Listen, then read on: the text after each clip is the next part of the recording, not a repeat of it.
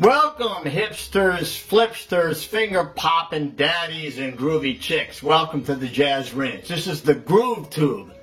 We got Miles Davis playing in the background on Summertime. You know, and you gotta dress hip to be hip, you know. So squares are not allowed here. You know, and Miles said this, and I quote, "Do not fear mistakes. There are none." In other words, don't be afraid to make a mistake. It's okay. That's how you learn. He also said this. He said, don't play what's there. Play what's not there. In other words, he's saying, don't live by tradition. Be an innovator. Try something new. Try something that's your own expression that you've invented. Try a new thing. You know, don't be afraid to just jump out there and try something new.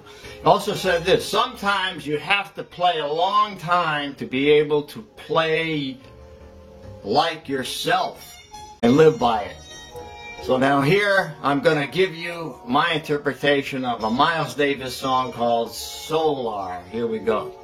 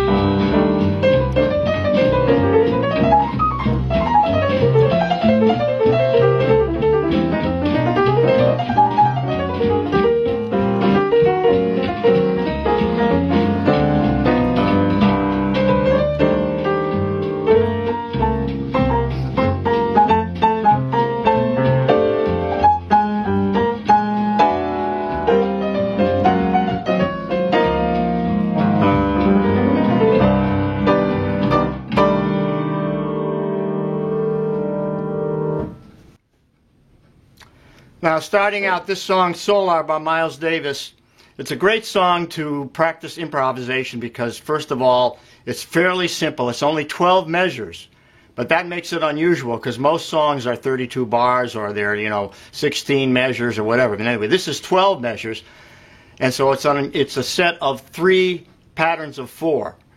So, you know, you have a phrase that's in 4 measures, then you have a repeat of that phrase transposed in 4 measures like this. That's the first phrase, then it's just transposed. Down a step. And then the next pattern is and that's it. You know, so it's very simple that way. It's a simple tune, so there's not a lot you have to deal with in terms of scales and chords. So it's a good way to start out improvising on a tune that is challenging. At the same time, because 12 bars are not the usual way that we play. We play in 16 measures. So continuing on step 2, here we go. Continuing, I'm going to talk about 3 different principles. First of all, playing the scales over the chord progression and knowing what each scale should sound like, or each mode. And secondly, playing ideas which link up. In other words, one idea leads to the next, whether it be a sequence or just something that complements the phrase. And thirdly, playing elongated phrases. In other words, yeah, phrases that continue through the chord progression. Now, that's what I did in my solo mostly. Was first of all, you have to practice. What I would say is practice each chord in the left hand, playing through out of tempo, and see if you can match the scale. So C minor here, it's going to be C Dorian, which is based on a B flat scale. Then I go to this G minor scale here, only that far for one measure. If I did the whole thing, then it might be like that, which is really that's really a Locrian scale, but I'm playing a natural 2. It's just like A flat scale, but when I get to the C7 part in the next measure, I'm going to be using a altered dominant scale. And I've talked about that in a lot of my videos, which is a half tone, whole tone scale, resolving into F. Now F major, just an F major scale, or F Lydian could be F Lydian, and then F minor, which is really, this 2-5-1 is an E flat scale starting on F. So that again is another Dorian scale. And then we're going to go 2-5-1 into D flat, so that's another Dorian scale built on E flat. And then when you get to the, 5 chord, you can alter it there. And then a 2-5-1 back to C minor. Now the 2-5-1 in C minor is going to be half diminished again.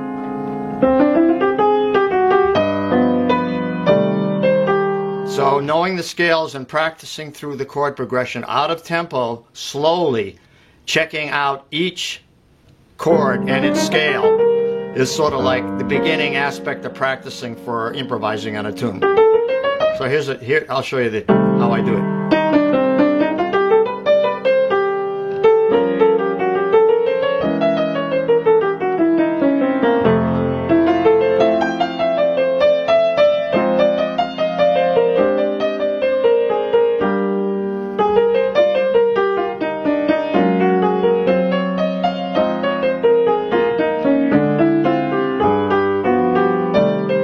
Take it any tempo you like, but you want to get each chord to have the right scale that sounds right and it works logically.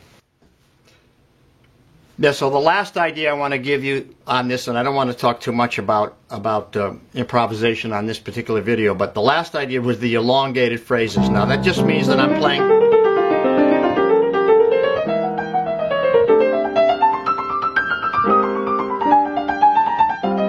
elongated phrase in the line that continues. Those are all eighth notes. But it's a good way to practice improvisation because you have to figure out how to play even lines and play and connect the chords with the right scale. So it's a good way. This is a good practice improvisation exercise. You can do it on this tune like this. I'm playing on the first chord now. Second chord. Third chord. There's the next chord, the F minor, to the E flat minor. It's not easy to do. I'm not doing it so well, but here, see what I mean. In other words, It's a good way to learn to play elongated lines, to mix up the short lines where you have things like maybe like this.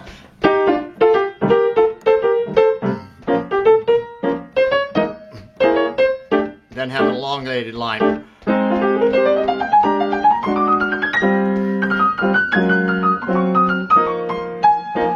Now elongated line.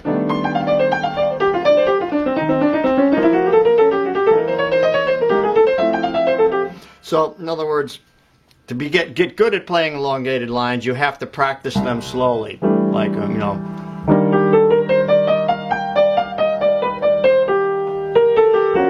I wouldn't even worry about even counting. Just get them play an elongated line on the first chord, then an elongated line on the next chord, and so on. See if you can get it to be smooth.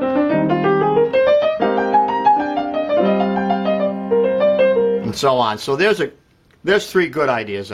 Okay, so we talked about three principles. First, finding your scales for each chord or your modes.